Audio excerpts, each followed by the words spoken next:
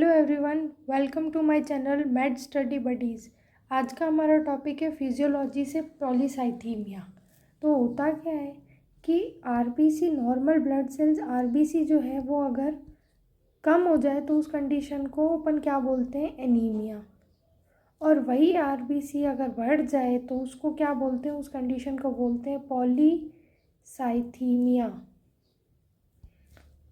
पहले पॉलीसाइथीमिया को सिर्फ आरबीसी से कनेक्ट किया जाता था, बट ऐसा नहीं होता है। पॉलीसाइथीमिया 3 तरीके का होता है, प्राइमरी,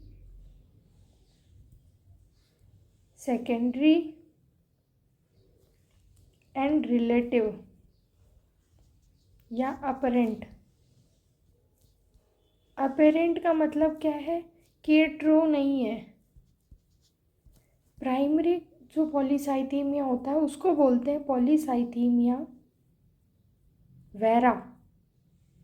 इसमें क्या होता है कि हमें पता है कि जो आरबीसी या कोई ब्लड सेल्स है वो हीमोपोइटिक स्टेम सेल से डेवलप हो रही है, और उस स्टेम सेल का अगर उस स्टेम सेल में नियोप्लास्टिक डिसऑर्डर हो जाए, ट्यूमर हो जाए, ट्यूमर का मतलब क्या, अनकंट्रोल्ड ग्रोथ। तो अगर हीमोपोइटिक स्टेम सेल्स जो है, हीमोपोइटिक स्टेम सेल, उसमें नियोप्लास्टिक डिसऑर्डर हो जाए तो उससे क्या होगा, उससे अनकंट्रोल्ड ग्रोथ होगी। अनकंट्रोल्ड ग्रोथ किसकी? तीनों तरीके की सेल्स की। हमें पता है हीमोपोइटिक स्टेम सेल से 3 सीरीज निकलती है, इरिथ्रॉइड, माइलॉइड और मेगा कैरियोटिक। माइलॉइड इसको अपन के ग्रेनुलोसाइटिक भी बोल सकते हैं।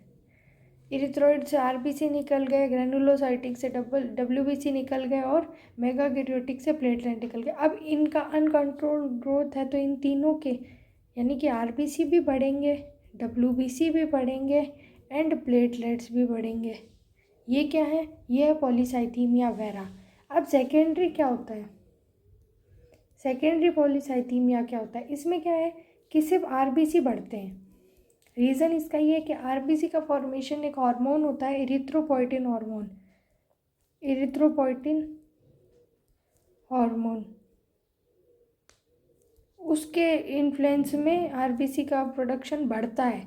तो इरिथ्रोपोइटिन जब एक्सेस में प्रोड्यूस हो जाएगा तब क्या होगा, आरबीसी ज़्यादा बढ़ेगा। अब इरिथ्रोपोइटिन आता कहाँ से? वो आता है किडनी से। तो ये कौन सी कंडीशन में हो सकता है कि किडनी का कोई ट्यूमर हो गया हो, किडनी ट्यूमर की कंडीशन में, या फिर हाई एल्टीट्यूड पे जा रहे हैं कोई, हाई एल्टीट्यूड पे आरबीसी बढ़ते हैं, हमें पता है। तो ये 2 कंडीशंस हो सकती है जिसमें सेकेंडरी पॉलीसाइथीमिया होता है। अब तीसरा है रिलेटिव या अपेरेंट। इसका मतलब ये ट्रू तो नहीं है, ठीक है। यानी कि आरबीसी बढ़ते तो हैं इसमें भी, पर उसका रीज़न ये है कि डिहाइड्रेशन हो गया, या फिर मतलब बॉडी में वाटर का डिस्ट्रीब्यूशन मिसमैनेज है। उस कंडीशन में अपेरेंट पॉलीसाइथीमिया होता है। तो फिर ट्रीटमेंट क्या है पॉलीसाइथीमिया का? ट्रीटमेंट सबसे पहले तो इसका ट्रीटमेंट होता है कि अगर अपन ब्लड रिमूवल 500 ml ब्लड जो है वो 4 to 5 डेज़ में रिमूव किया जाता है। और दूसरा है कि अपन माइलो सप्रेसिव ड्रग्स दे दें। वो क्या करेगी? वो बोन मैरो की एक्टिविटी को कम कर देगी, सप्रेस कर देगी। बोन मैरो की एक्टिविटी से भी तो हो रहा था ना ये, तो इसको कम कर देगी। तो पॉलीसाइथीमिया क्या पढ़ा अपन ने?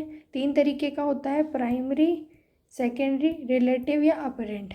प्राइमरी को पॉलीसाइथीमिया वेरा बोलते हैं। हीमोपोइटिक स्टेम सेल के नियोप्लास्टिक डिसऑर्डर के कारण होता है, अनकंट्रोल्ड ग्रोथ होती है, इरिथ्रॉइड, ग्रेनुलोसाइटिक और मेगा कैरियोटिक जो सीरीज़ है उनका, और इससे आरबीसी, डब्ल्यूबीसी और प्लेटलेट बढ़ते हैं।